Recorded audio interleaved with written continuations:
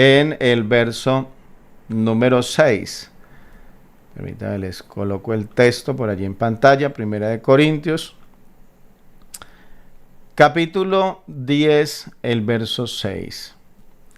Y vamos a retomar en esta mañana hablando aquello de lo que estábamos hablando el día de ayer. Dice la palabra, dice, mas estas cosas sucedieron como ejemplos para nosotros.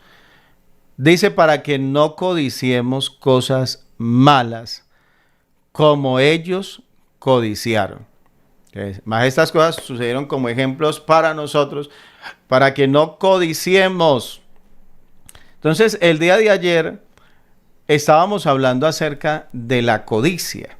Entonces, y estaba pensando en lo importante que es hablar de esto y pensar y poder entender esto.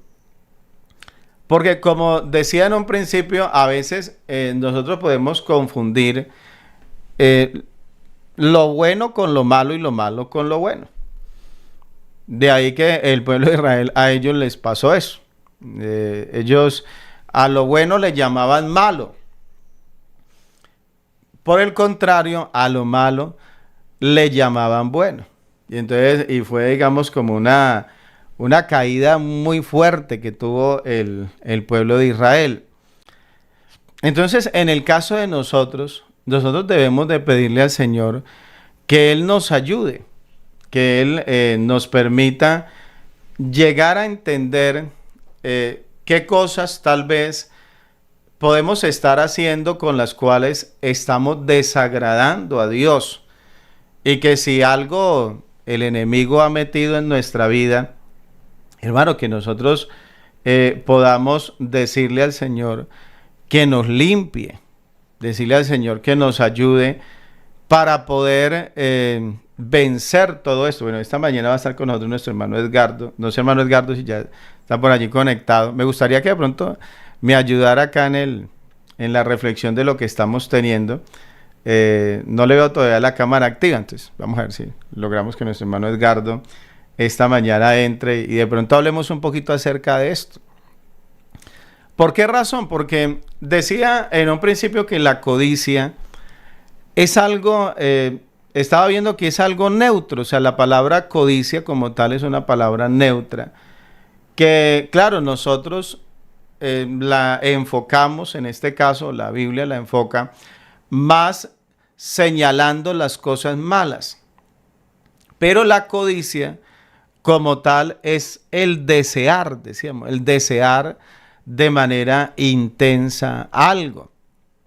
Es, claro, si usted, por ejemplo, lo que desea, lo que anhela, es la presencia de Dios, decía, pues ahí sí no, ahí sí, hermano, es que yo deseo la presencia de Dios con muchas ganas. Ah, bueno, eso no está mal.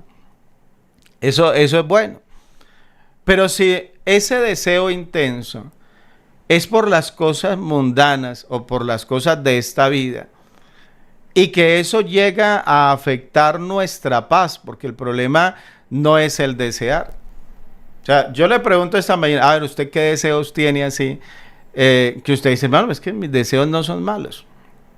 ¿Qué desea usted? Yo le pregunto, ¿cuántos desean tal vez tener una mejor casa? Que era algo de lo que mencionaba. ¿Cuántos que de pronto no tienen un transporte, les gustaría tener un transporte? Y usted lo desea, usted, ay, hermano, claro, usted viera, y es mi oración al Señor. Ayer o esta semana estaba leyendo, algunos que decían, uy, sí, hermano, yo quiero mi casita propia. Es un deseo. ¿Sí? Entonces, hay deseos que como tal no son malos. Y digamos, o sea, o el deseo como tal no es malo. El problema es cuando ese deseo entra a cautivar nuestra vida, entra a someternos y a robarnos la paz. Entonces es ahí donde está el problema. Entonces ayer dejamos hasta allí lo que es un deseo legítimo frente a lo que es la codicia, y vamos a retomar desde ahí. Entonces decía que el deseo legítimo, él busca bendiciones con contentamiento y gratitud. Claro, él busca la bendición, pero eso no significa de que él desprecia lo que tiene. A veces uno escucha personas que han sido bendecidas. Por ejemplo, una persona puede tener una casa, otro no tiene casa, pero él tiene una casa. Pero como la casa no tiene las comodidades de pronto que él anhela, él quisiera algo mejor, sí, él quiere algo mejor y eso está bien. Pero el problema es cuando él comienza incluso a hablar mal de lo que tiene y a quejarse de lo que tiene. Y esta casa tan horrible, y esta casa esto y aquello. Oiga, y la misma persona prácticamente, déjeme decirlo de esta forma, maldice lo que tiene. Entonces, hermano, ese no es un deseo legítimo. ¿Por qué razón? Porque, hermano, nosotros, yo le digo, muchos de nosotros, gracias a Dios, al menos tuvimos una casa. La casa donde yo me crié, pues tenía sus dificultades. La casa queda en toda una parte alta y abajo hay un barrio grandote allá.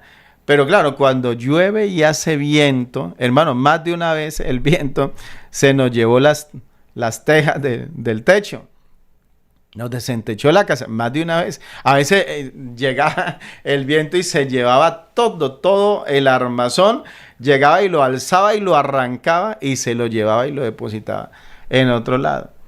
O cuando a veces hacía así. Entonces nos tocaba, de verdad, hermano, a usted le va a parecer risible hasta esto, pero nos tocaba ir a buscar las tejas del techo por allá a otros barrios, a preguntarle a la gente, oiga, ¿ustedes no vieron pasar por aquí una teja? ¿Ah? ¿Cómo la reconocen? No, estaba ya rotica, estaba vieja, estaba oxidada. Hermano, y ahí fue donde nosotros nos criamos. Y yo le doy gracias a Dios. Hoy, claro, la casa donde vivo pues es diferente, mucho más segura. Pero hermano, yo no puedo entrar a despreciar lo que tengo por el sueño tal vez que uno llega a tener. Porque ahí sí ya eso se convierte en codicia. Entonces porque como le decía, con todas las dificultades y todo lo que quiera, pero al menos teníamos casa propia. Pero hay otro que no tiene. ¿Sí? Hay otro que no tiene. Imagínese usted que hay personas que incluso, hermano, ellos hasta se maldicen a sí mismos por la manera como están. Entonces, y se ven enfermos y comienzan a hablar mal de ellos mismos. Y uno dice, pues claro, ¿quién no quiere estar mejor? Pero hermano, ¿y acaso usted no se da cuenta que al menos usted puede caminar? Y al menos usted no se da cuenta que al menos usted se puede mover por usted. Yo estaba viendo esta semana una persona, un trabajador, él es trabajador. Hermano, y él estaba postrado en una cama y desde la cama administraba su trabajo. Pero el problema es que él era, o sea, totalmente lisiado. O sea, él estaba inválido completamente. Y lo único que podía mover, escuche eso porque a usted le va a parecer extraño, podía mover un dedo de la mano y podía mover un dedo del pie. Y hermano, ¿cómo así? Un dedo de la mano y un dedo del pie. Era todo lo que podía mover. Y estaba tirado en una cama, pero desde ahí trabajaba. ¿Y cómo va a trabajar? ¿Ah? ¿Qué trabajo puede hacer si apenas puede mover un dedo de la mano y un dedo del pie? Pues él había hecho que le organizaran y él sabe mucho de ese tema de granjas y de semilleros y todo eso. Él sabe mucho de eso. Entonces él hizo que allá pusieran las cámaras. Y él se hizo poner un aparatico en el dedo que él mueve, entonces desde ahí controla las pantallas y el otro, el del dedo del pie, desde ahí controla el clic. Entonces él movía acá y desde el pie con el dedito, con el único que podía mover, con el otro estaba dando clic. Y desde ahí cambiaba las cámaras y supervisaba. Y claro, pues los ojos obviamente le sirven. Entonces él puede mirar la semilla y puede decir, esto se debe de hacer esto, se debe hacer lo otro. Pero desde ahí, hermanos, desde ahí controlaba. ¿Sí ve? Entonces uno se queja. Pero es que, hermano, pero es que vea, me levanto y vea, me duele todo. Es que no puedo hacer eso, no puedo. Hermano, sí, pero denle gracias a Dios que al menos usted, al menos le duele, al menos puede hacer algo. Al otro ni le duele porque ni siente, no siente sus manos, no siente sus pies, no se puede parar, le tienen que hacer de todo. Entonces, el deseo legítimo, hermano, él tiene contentamiento. Entonces, a pesar de que, claro, uno puede desear muchas cosas más, pero pues hay contentamiento. Decíamos que está sometido a Dios y no quebranta sus mandamientos. Entonces, no, es que él, como quiere eso y lo quiere tanto, entonces él se sale y termina haciendo lo otro, porque el que codicia, él prioriza, decía, las ganancias personales por encima de los principios de Dios e incluso del amor al prójimo. El deseo legítimo mantiene la paz, así no obtenga lo que anhela. Eso, en medio de todo, hermano, él tiene paz. El problema es cuando la persona dice, no, es que yo ya no tengo paz. Si yo no consigo eso, hermano, a mí la paz, mi paz depende de eso. Entonces, el codicioso se turba, se frustra, incluso puede recurrir, decía, medios ilícitos para conseguir lo que desea. El deseo legítimo, él aspira, pero él está dispuesto a esperar en Dios y busca las metas con integridad. Ya él las busca. Esto todavía lo pudiéramos ampliar más, pero al menos entendamos eso. El ambicioso, él quiere tomar atajos y confía en sus recursos, en recursos propios. En este caso, no depende de Dios. Entonces, ahora, la codicia en el creyente. ¿Será que el creyente puede ser codicioso? Bueno, miremos. Entonces, aún después de la conversión, los creyentes son tentados. Ahora, yo le pregunto a usted esta mañana, ¿cuántos después de haberse entregado al Señor, usted todavía experimenta tentaciones? ¿Será que sí? Usted dice, no, hermano, a mí ya no me tienta nada. Yo me volví como celestial, como espíritu. Ya la carne ya la dominé por completo. No la dominé, se murió la carne. No, hermano, la verdad es que el creyente, aún después de haberse convertido, él experimenta tentación. Y para esto, hermano, se requiere disciplina espiritual y vigilancia. Yo mismo, hermano, mientras estudiaba, uno entra a analizarse, a mirarse, y yo entraba a pensar y decir, bueno, ¿hasta dónde yo también puedo quedar cautivo de la codicia? Entonces, hermano, porque esto no es solamente que uno lo predica para los demás, sino que uno mismo también, uno se mira en el espejo de la palabra. También somos tentados, créalo que sí. Y encontraba muchas maneras, muchas formas como usted y yo podemos ser tentados. Por eso se requiere de disciplina espiritual y se requiere de vigilancia.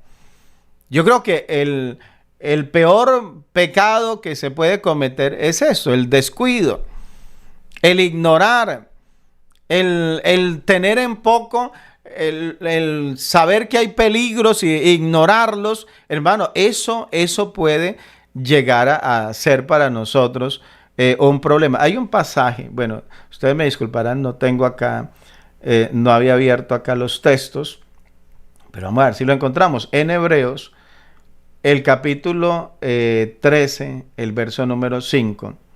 Mire lo que dice la palabra de Dios. Dice, vea, sean vuestras costumbres sin avaricia.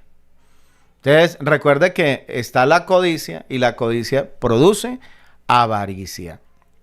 Sean vuestras costumbres sin avaricia, Dice, contentos con lo que tenéis ahora. Ahora, usted no piense que es que lo que estábamos hablando era totalmente extrabíblico allí, hermano. Eso no, hermano Jairo, eso que usted dice, eso no tiene soporte bíblico. No, espera un momento. Es que lo que estaba diciendo tiene que ver con esto.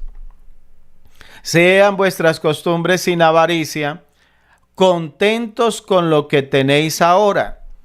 Dice, porque Él dijo, ¿y quién es? Dios, porque Él dijo, no te desampararé ni te dejaré. Entonces, hay un llamado al contentamiento, hay un llamado a confiar, hay un llamado, hermano, a vigilar. Dice, sean vuestras costumbres sin avaricia. A ver, ¿usted cómo actúa? Sí, a ver, usted, cómo avanza por la vida? ¿Cómo es en el trabajo? ¿Cómo es en la iglesia? Que sean vuestras costumbres sin avaricia. Entonces, hay que tener una vigilancia.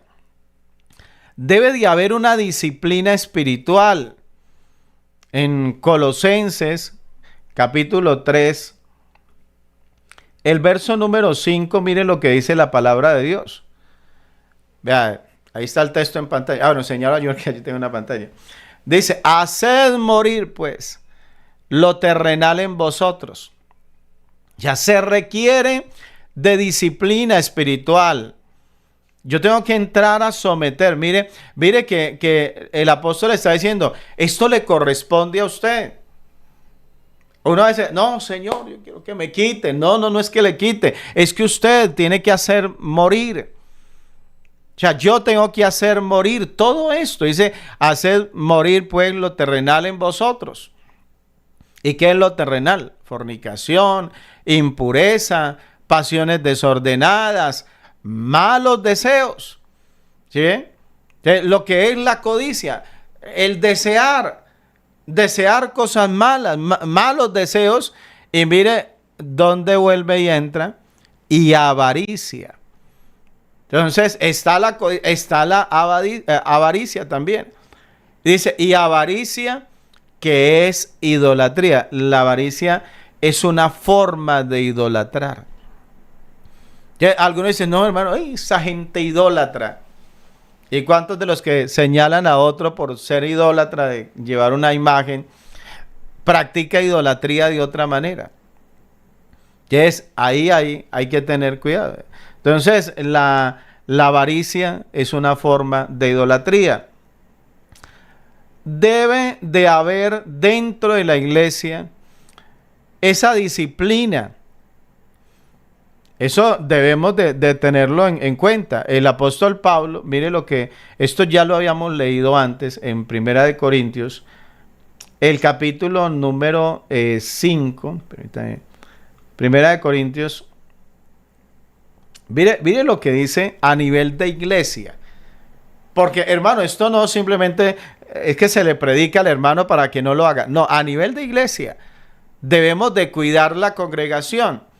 Y entonces mire lo que dice aquí la palabra. Dice, más bien os escribí que no os juntéis con ninguno que llamándose hermano fuere fornicario.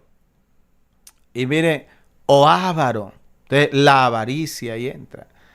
Entonces debe de haber una disciplina dentro de la iglesia. Hermano, nosotros dentro de la iglesia no podemos aplaudir el pecado. Dentro de la iglesia no se puede aplaudir las cosas malas. Más bien dice, os escribí que no os juntéis con ninguno que llamándose hermano fuere fornicario. O sea, no puede, es que un creyente no puede llamarse hermano y ser un fornicario. Entra la avaricia, o idolatría, o maldiciente, o borracho, o ladrón. Incluso sea con el tal ni aun comáis.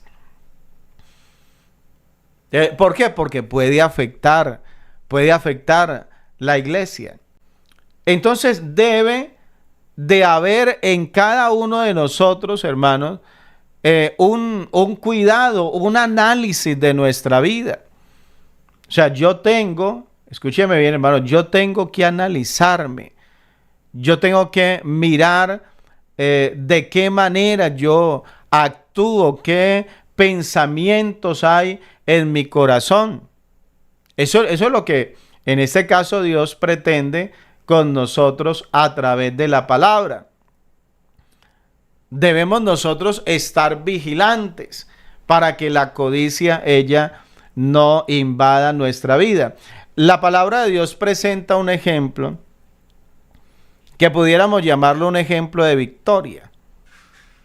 ¿Y qué fue? Fue el caso cuando un hombre llamado Zaqueo, que era un hombre publicano, que era un recaudador de impuestos y que había estafado, y que, digamos, por la codicia había entrado a cometer avaricia y había caído, digamos, en este pecado.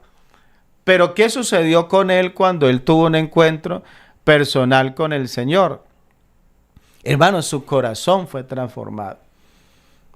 O sea, el corazón de él, el Señor se lo limpió. Escúcheme bien, el Señor le limpió el corazón. Al punto de que dice Lucas, capítulo 19, déjenme le coloco un momentico el texto en pantalla.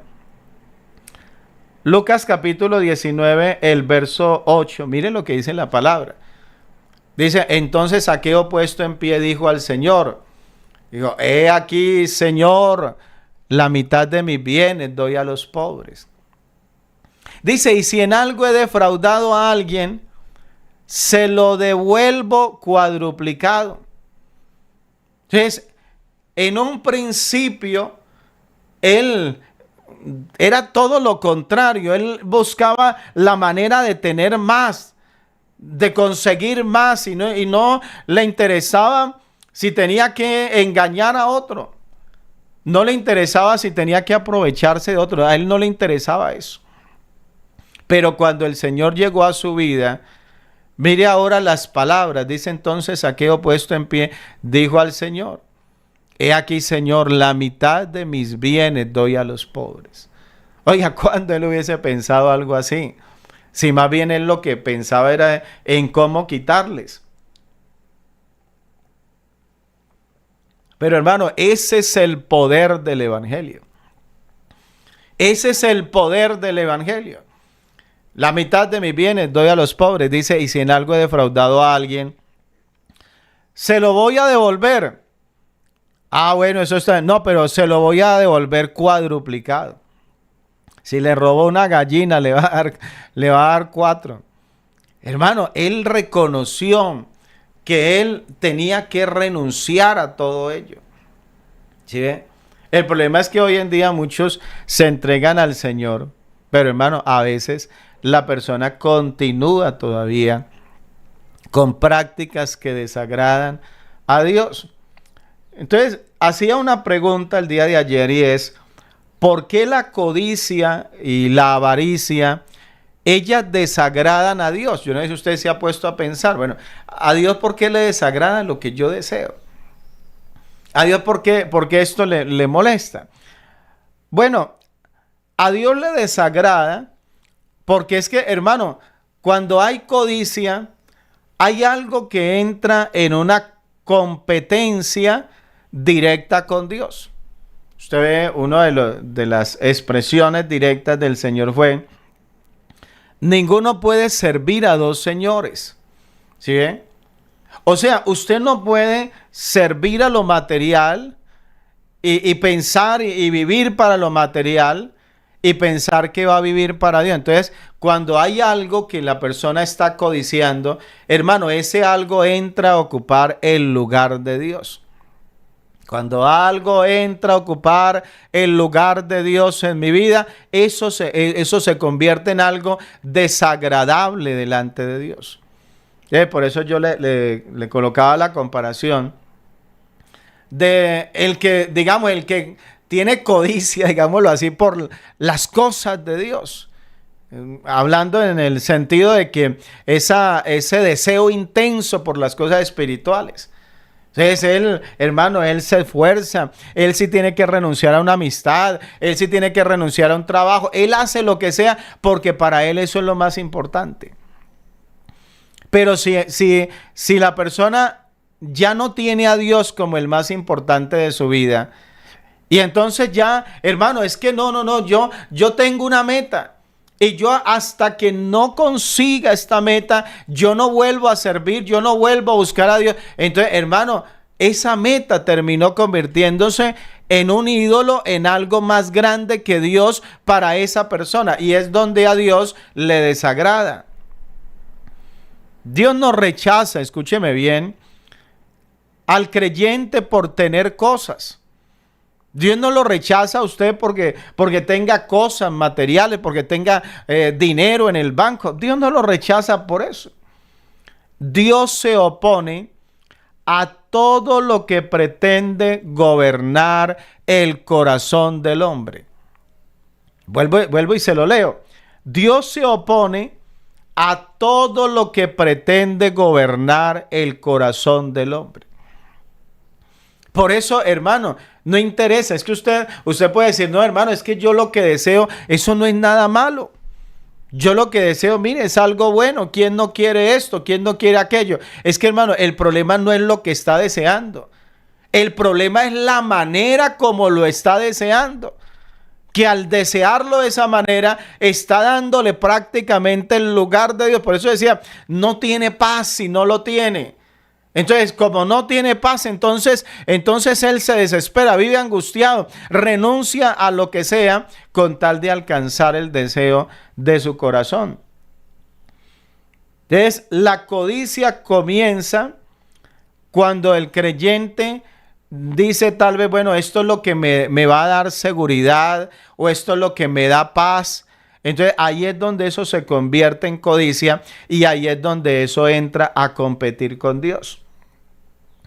Entonces, como un ejemplo claro, una persona puede orar, una persona sirve, una persona se congrega, pero la paz de él depende del dinero. Si le falta dinero, si no hay dinero, entonces viene la ansiedad, viene el temor. Entonces ya no se mira lo material como sí, hombre, pues importante, es necesario, sino que ya se le da un lugar muy elevado, más del que debería tener. O sea, cosas que son importantes, pero tienen sus límites. Desagradan a Dios, lo leíamos hace un momento, porque son formas de idolatría.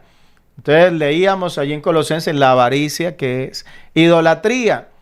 La idolatría no es solo el arrodillarnos ante una imagen, ante una estatua, sino es depositar confianza, afecto, dependencia de algo creado.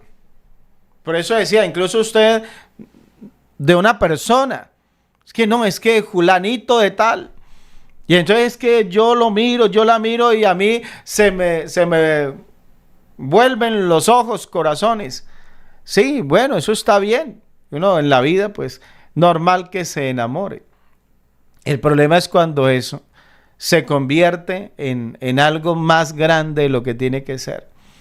Donde la persona, incluso, hermano, y ya con esto voy cerrando por acá, ya nuestro hermano Edgardo está ahí listo. Hermano, donde incluso la persona, si termina, si la relación no se da, hermano, puede hasta descarriarse. Puede hasta descarriarse.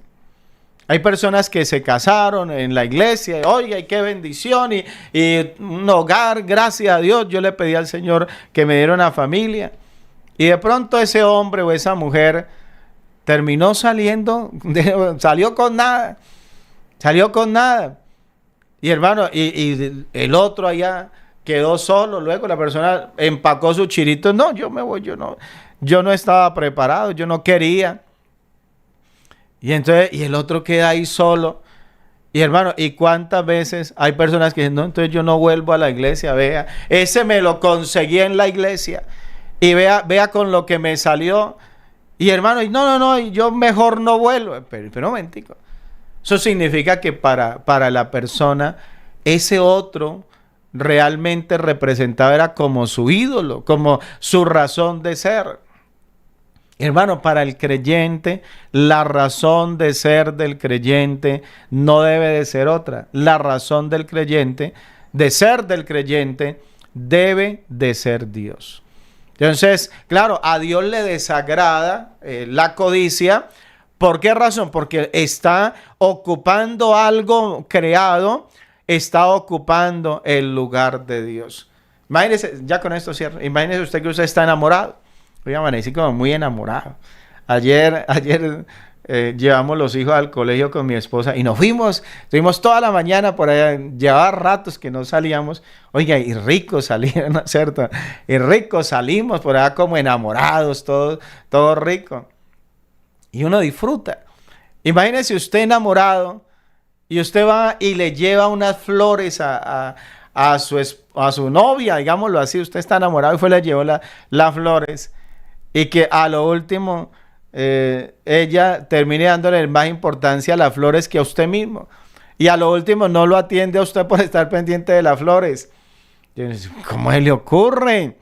Hermano, en el caso de nosotros con Dios, Dios nos ha regalado flores, nos ha regalado árboles, nos ha regalado vida, nos ha regalado cantidad de cosas materiales. Esas cosas materiales no pueden ocupar en nosotros el lugar de Dios, porque eso va a ser desagradable. Él lo da con amor.